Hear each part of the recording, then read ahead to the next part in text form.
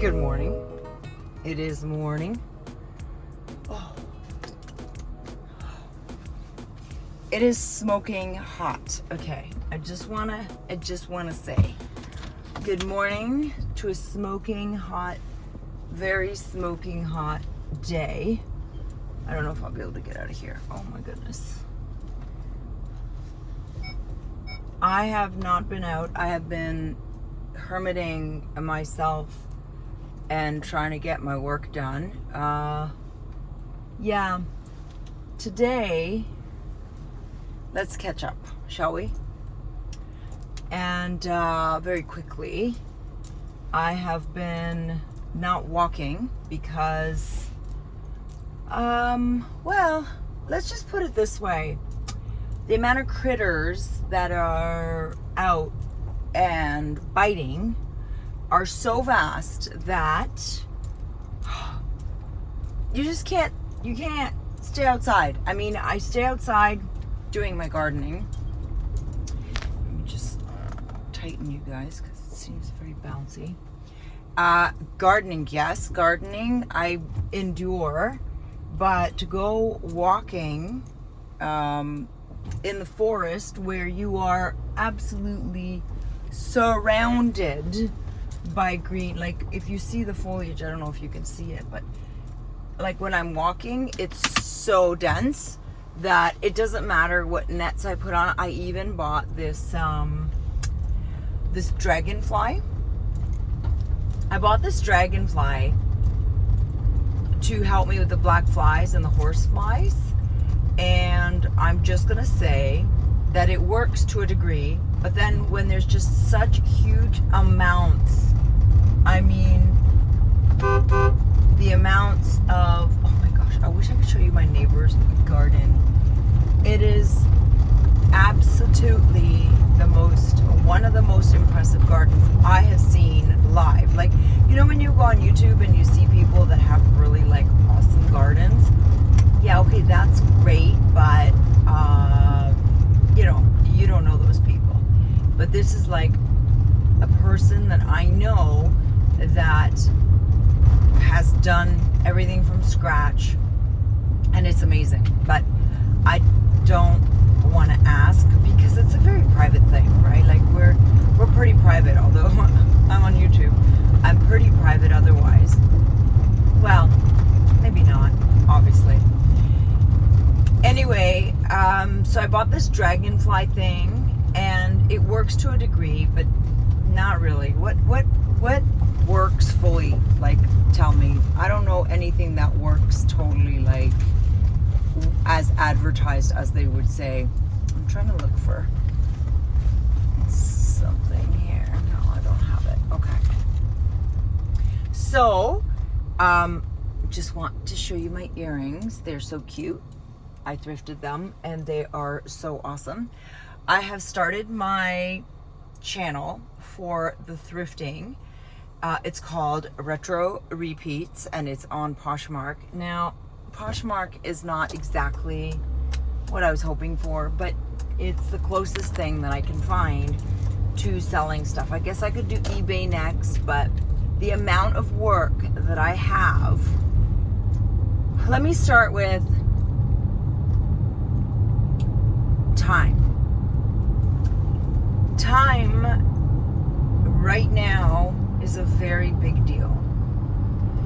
Time right now is of the most importance. And my sister-in-law made me really laugh, and I made myself laugh with my neighbor after, because well, let's put it this way. My sister-in-law thought because I moved up into the woods, into no man's land, essentially, where very few people want to live, partly because of the bugs. I mean, I don't blame them.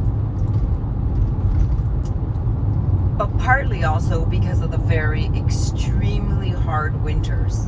The winters are extremely hard here. And she made a comment, and it was so cute. it was such a city thing, and I don't blame her because I would think the same. I actually did think the same. I'm gonna hook you guys up. She said, well, aren't you bored? Aren't you bored up there? And I'm like, bored? I never have time to do what I want to do. And I'm curious what you guys out there, if you live in the city, in the convenient, comfortable, I guess the word comfortable, in the sense that it's convenient, comfortable, what you guys would think if you moved out into the sticks and, you know, there was really no restaurants that you can really go to. There really isn't that many restaurants. McDonald's, which I don't consider a restaurant, like Wendy's and some sort of pizza joints or whatever, but I don't consider those restaurants. Restaurants are like fancy and a treat, and they should be, you know, you have to dress up. That's my idea of a real restaurant. When you can go in your pajamas and still get served like you're like a normal patron, then I don't think that that's, for me, that's not classified as a restaurant. Fast food joint. When you get dressed like that. And that's another thing. Side note, squirrel moment. I want to resell clothes that I find for people that are classy, that are representative of confident and respectful of the self. I think that part of today's day and age, the devaluing of our society also very much reflect the time in history, because you can look at people and you can see that they don't have any drive to look presentable. If I think about getting dressed in the morning, unless I'm going to the chickens, and in which case when I go to the chickens, I want to look cute too, because I want to feel like I have a purpose. I want to be there for my chickens. I know this sounds really ridiculous, but let's just say my neighbor is going to come stop by. I don't want to look like a pig. I don't want to look like one of the farm animals. I want to look presentable, and I want to look like I woke up and I was happy that I'm alive. And when I look around, especially unfortunately, I hate to say this, up in the north, I feel like the feeling is of giving up. That's the time we're in. And I think that our clothing represents that. And as a counter, just like I countered, for example, eating meat and eating better, my husband and I decided that we're going to do something about it. And the action that we chose, which was not easy, was starting our own, trying to be self-reliant like our ancestors. It is hard, y'all. And the time that it takes in order to feed yourself, it's astronomical. We in the city do not understand how being in the city allows us to give our time to our masters, because our masters basically formula feed us. So what's happening is the time that it would take for each of us that live in the city to create our food, feed our food that we're going to then eat, make sure that we're changing, you know, the bedding and the making sure that they're watered, and making sure that your flowers are watered so that the bees come, so that your vegetables grow. All of this time that is consumed for the end goal of, let's just say, eating and sustaining yourself and your family is basically eradicated in the city. And the time that you then gain from not having to do that, from going to, say, these joints like McDonald's or let's just say restaurants, we then give that time to the production of our master's plans. Now, that circles me right back around to time. And when I mean it circles me back to time, is that the time has come, I believe, where Alan Watt, the guy that I like, revere, because, and there's very, very few people that I revere, and he is a person that I've never caught in a lie. Since his death, I feel more strongly that everything that he researched and passed on to us had so much relevance that it's as if he said it today. But it was 2009, 2002, 2017, whenever the date was, it's irrelevant, because everything he said was timeless. And one of the things that he said that's timeless, and being timeless, very, very scary, because I think it was in 99 that he said this. I think because it's in his book, and his book I think was written in 99, but don't quote me on that. If I have time, I'll check it if I have time. Haha. And he said in this book that this is not a dress rehearsal. Basically, the time has come where if we don't wake up, this is all paraphrasing, that humankind is near the end of its cycle, meaning that we are now working through the tail end of our civilization, of our time being here, and that right now we're working towards the downfall of that. And that, ladies and gents, brings me to WW3, which I've been talking about for months now. And they have been talking about it for months. Now, I've been talking about WW3 before it actually was talked about. And I didn't have a channel at that time. I don't think so, no. But I would tell my friends.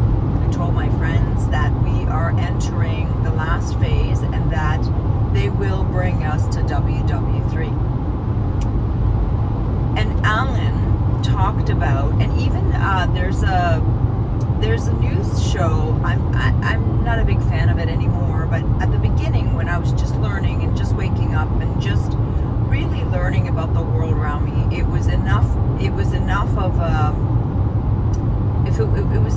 food for me at that time. It was enough information that I really enjoyed it, because when you're waking up, you can't take all the bad news all at once. You got to sort of go in increments, go in increments and rest. And I mean, and then who has time to listen to anything? I know so many people that are like, what, you listen to a 4-hour podcast? And I'm like, yeah, it was really informative and I learned a lot. It's no different than being in university and sitting through 90 minutes of a lecturer. It's the same thing. And Democracy Now! Is the show. It's like a news show. During, gosh, I think it was like 2000, I want to say 2004. The broadcaster, Amy Goodman,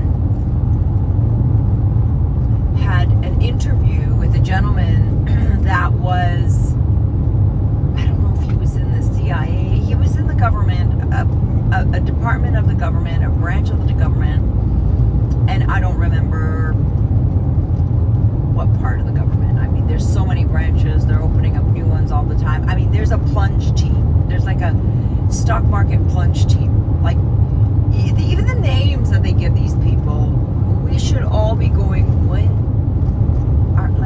Is this like a show? Is this like a joke? I mean, idiocracy has arrived many years ago, but now it is like really bluntly in your face, slapping you, and you're like, is that rain? So, Amy Goodman, construction. Amy Goodman had this interview with this gentleman, and in that interview, and this was, like I said, just shortly after the towers went down, and she had this interview with him, and in this interview, they discussed the 7 countries in the Middle East that will be taken down. And you can look this up on the internet, I'm pretty sure, unless they scrubbed it, but then you can go to like the Wayback Machine, and I don't even know what that is. I've never actually tried it, but I know a lot of the people that I listen to, and then they already show the documents, so then I look at the documents when they show it, but they're able to find it in the Wayback Machine, but again, I don't know where that is. And one of the countries was Syria. Interesting. I don't know if anybody remembers what happened with Syria in the last couple of months. Oh yeah, it was brought down by our regime, and now it's surrendered. And it was under attack for so many years. They withheld for so long, and then finally they brought it down. And another interesting one was, and the last one actually, they said that it was probably going to be the last one, was Iran. Coincidence? No? Probably just a coincidence. And what's really funny about that, which is not really funny, but ironic funny, is that Alan touched on this over and over and over and over again, that this will be the way, because it's the plan, the direction in which it's going to all start coming down.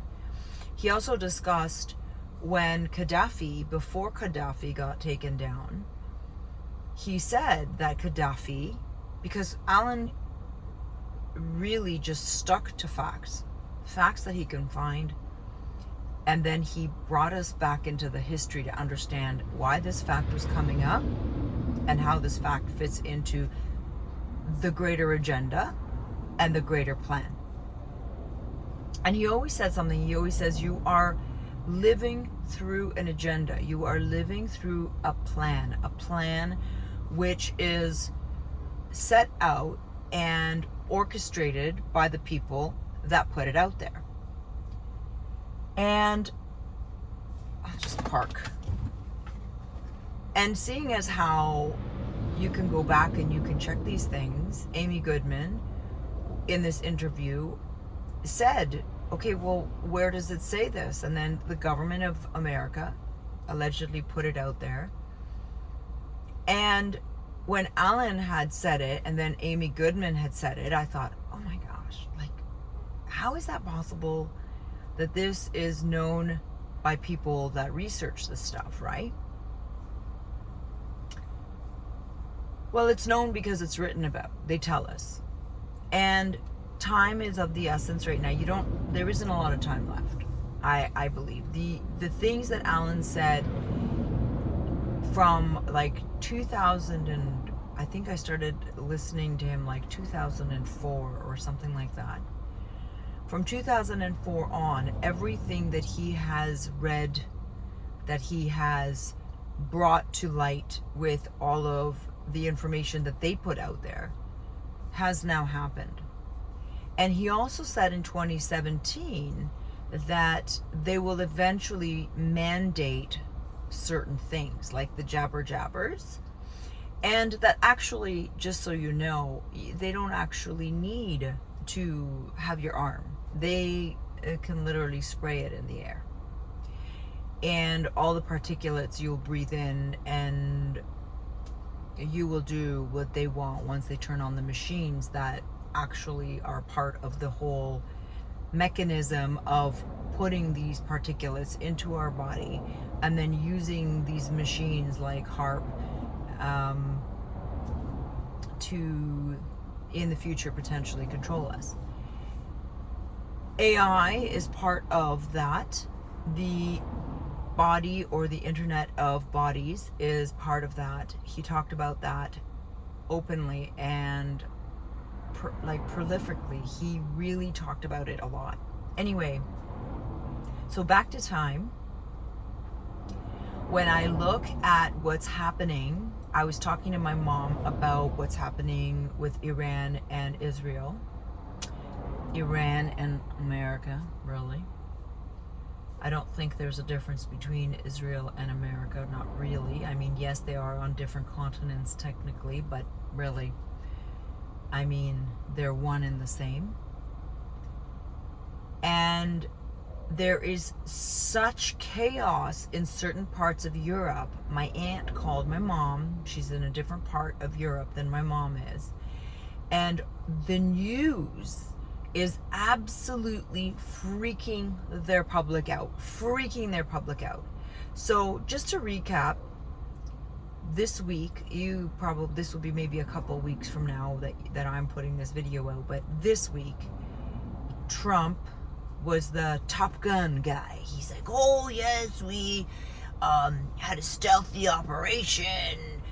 We obliterated, like the words he uses, we obliterated Iran's nuclear facility, and it was a perfect mission. You know, Top Gun, you know, like American movie style, raw. Anyway, just to really accentuate how they're treating us like children. Like, do you honestly believe that Iran gave all the blueprints to where everything is? And do you honestly believe that America went in there and just snip, you know, completely like cut their, you know, short and curlies off, and Iran was like, oh no, they got us? Really? Okay, if you believe that, please, you need to switch me off, and you need to go and switch on the television, because the television is, well, it's got you, and there's like no way to help at this point. And there is really no time for people that don't really question what's really going on to wake up anymore. There just isn't time. We don't have the time. And so Trump came out and said that, you know, he obliterated their nuclear site. There's like nothing really to worry about. Iran, you need to surrender. You need to give us the keys to your house, and you need to shut the F up and, you know, be quiet. Well, really weird, because like the news from all of the Arab news stations is kind of not saying that. Like, Top Gun didn't actually swoop in and save the world from bad Iran, because Iran is so bad. So there's conflicting information. Iran is saying, yeah, they threw some little bombs, and yeah, they, you know, did a little damage here and there, but you guys didn't do nothing. So if you believe that there's only one side of the story, then we won. Congratulations, America. Donald Trump, you did such a great job, even though you did absolutely nothing. You did nothing. You just followed a plan, allegedly. And I've been standing here for a long time, and we're not moving. It's very interesting. Anyway, squirrel. So it's really interesting how we as grown-ups, oh, here we are, moving, as grown-ups, believe this horseradish crap that hook, line, and sinker. We went in there, it was like a 5-minute dealio. They destroyed everything they needed to destroy. We won the war before it even started. Okay. So tell me, why has Iran for so many years, 20 plus years, not been able to be attacked like that before? Why didn't they just take care of it 20 years ago? Why didn't they take care of it like 15 years ago? If it was so simple, they went in there, went out, Top Gun, you know, Tom Cruise style. Come on. And on top of it, if they'd done it earlier, then there wouldn't be a chance that Iran supposedly had nukes and the capabilities of nukes and so on and so forth. And so when I was talking to my mom, I know I went on lingered a little there because I got stuck in this traffic and my brain got stuck too, which is so weird. And when I was talking to my mom, I said to my mom, isn't it interesting how in different countries you have different propaganda pieces being put out as if we didn't talk to people in other countries? And the funny thing is that we are so dumbed down at this point. We are in such a time that we are not only not caring how we dress in the morning, if we do our beds, what our houses look like, what our children look like. We don't even care that information from one country to another varies so vastly that, like, what's up with that? Like, how does that even work? How does that even work? People, like, if there's a WW3, meaning it's worldwide, shouldn't everybody have, at the very least, similar experiences? Don't you think? Like, maybe? So, apparently, in Italy, the news is literally scaring their patrons to death. Like, the war is on, everything is happening right now all at once, and such construction. Ooh. Yeah. Construction people now. They also look like end times construction people. I'm sorry, but that's just, that's just the way that it is. Everywhere I look, it's a problem. Anyway, and my mom is in Poland, and my mom was not getting, she's getting like war signals, but what happened with Iran and America, like, people aren't like running in the streets screaming and freaking out because their government isn't scaring them just yet. And I said to my mom, it doesn't matter, in my opinion, whether or not there is a lion in the valley. The stampede, if gazelles, for example, if gazelles are frightened, if the herd is frightened and they start running, even if there is no lion, they stampede. They're going to stampede. They're going to get so scared that they're just going to stampede, and they'll trample on anybody that says, hey, there's no lion. Whoa, just hold off. No. The vast number of the people of the gazelles that believe that they should run outnumbers the logic of the gazelles, let's say, that say, hey, wait, that was just a thunderstorm. That was just lightning. That wasn't a lion. That was a really terrible analogy, but I don't know. I have not been in the car in like a week.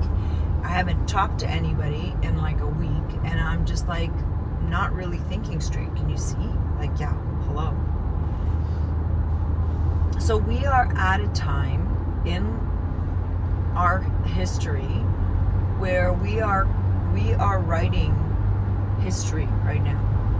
And if there's anyone in the next 10 years left, because according to the agenda, by 2050, now I want you guys to hear this, we're almost at 2030. By 2030, they would like to have the 15-minute cities. By 2030, they would like to have all vehicles off the road that are non-essential. Now, they decide what is essential, what is not essential. So just so you know, you don't get to decide what's essential. They do. And by 2050, they do not want to have more souls on this planet than 500 million.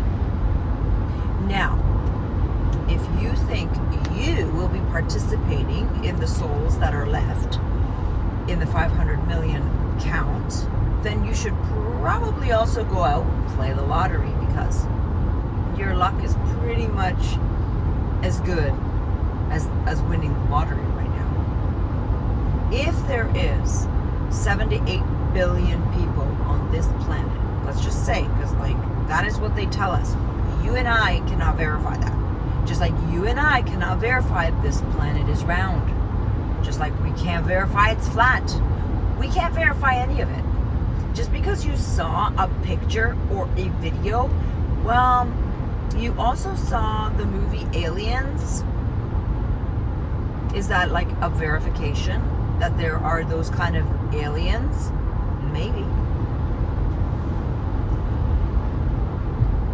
But when I think about time right now, I think of the fact that we are running out of time. We are running out of time to wake up. We are running out of time to prepare for what's coming if we don't wake up. Like yesterday, we had such a huge storm that like a lightning hit one of my trees. And I've never been so close to lightning ever in my life. But I also feel like that was like a signal to me. Like, hurry the hell up. Hurry the hell up. Get your shit in order. Get your things lined up. And then I look around this morning and I'm like, how am I going to get all this done? I mean, just planting seeds takes months. Just feeding all of my animals in the morning takes an hour out of my day. Yesterday I tried to deweed. Oh my God, you know how hard it was in 44 degree weather? Like, it was 44. It felt like 44. It was 30, I don't know, 5 or something like that. Y'all, we're all the way up north. Like, we are so up north. We literally have Santa Claus living next door. Literally. And I'm not unhappy about having global warming, like my share, because I mean, I'm really happy that it was warm. But you can't work in that. You can't work, like, I understand why in hot countries you can't work when it's like plus 45. You can't, your body just wants to give up. Anyway, I meandered. That was like, I'm really sorry. This was like a crappy thinking through, but I want you to think that you don't have a lot of time. You need to be educating yourself as to what you need to do in order to better prepare for what's coming. If they actually do start creating where there's physical, kinetic war, every single one of us is going to feel it. We're all going to pay for these decisions that they've made for us and that we've allowed for. Because what's happening in every country right now is that they're allowing every country that was quote unquote civilized, or Western countries, they are allowing uncivilized human beings in there. And they are being used. So they're not bad humans, but they're humans that have somehow been infiltrated by their life, however that was, and now they're coming to these civilized countries on purpose because our governments are advocating for it. They're making and creating this situation. Because, for example, I know I'm like all over the place today. One of the Indian ministers came out and said Canada is accepting the bottom of the barrel people that we are looking for to put in jail. There's warrants for these people, and Canada is allowing for them to enter. So if that's not planned, what is? Because when Canada was busy building and they needed immigrants to build, they had very strict rules because they needed the sheeple to come in, build the infrastructure, and create the situation to then have these other people come in and destroy it. And we are sitting here going, oh, I don't want to be offensive. I don't want to offend anybody. I'm not offending anybody. If you're in any country and you're creating nothing but discontent, and you are creating a criminal syndicate, and you are hurting people, other human beings, you're disgusting. And you should be removed, not only from this country, but from any country that you are in, and you should be put in a little cell, or I don't know what other alternatives there are for people that are such disgusting criminals that hurt children, women. This guy got stuck. Whoops.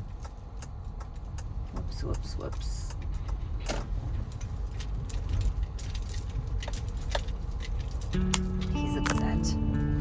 Anyway, I'm not even sure if this talk made any sense, but we don't have a lot of time. All that to say that.